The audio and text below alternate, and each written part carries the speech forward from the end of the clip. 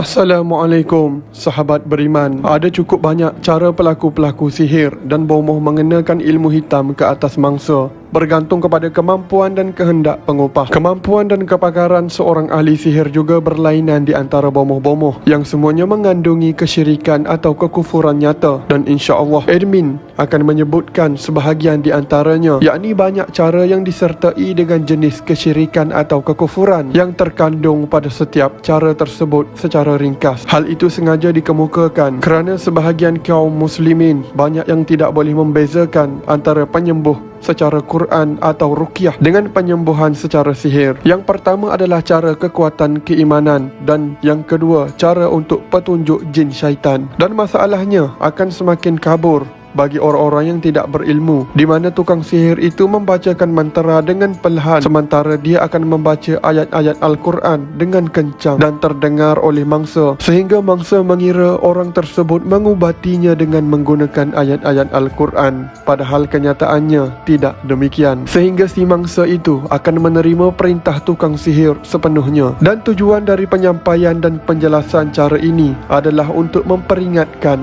kaum muslimin agar mereka berhati-hati terhadap berbagai jalan kejahatan dan kesesatan, dan agar tampak jelas jalan orang-orang yang berbuat kejahatan dan kesyirikan. Ada banyak cara yang boleh menghadirkan dan pertolongan jin, bukan setakat penjelasan di bawah, bahkan lebih dari yang bakal diterangkan.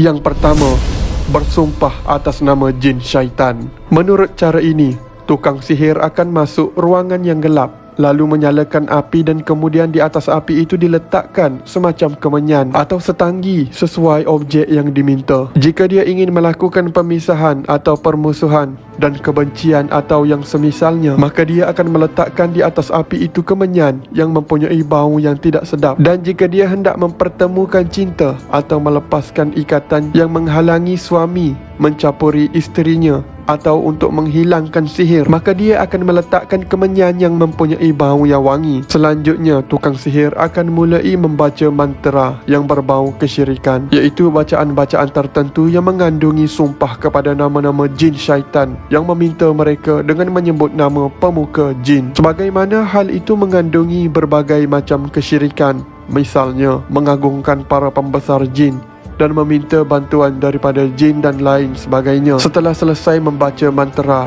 maka muncul di hadapannya bayangan berbentuk anjing atau ular atau bentuk lainnya.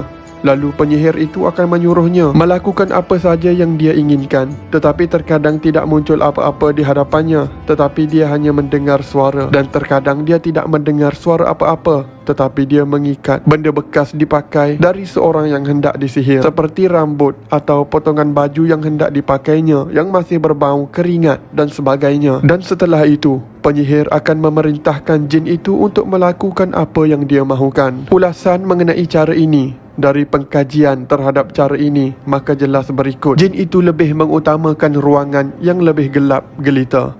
Yang kedua, jin suka menikmati dan penyajian bau-bauan dan asap yang dihidangkan yang tidak disebut nama Allah Subhanahu Wa Taala padanya. Yang ketiga, merupakan bentuk kesyirikan yang jelas dan nyata dalam cara ini adalah bersumpah atas nama jin syaitan dan meminta pertolongan daripada mereka.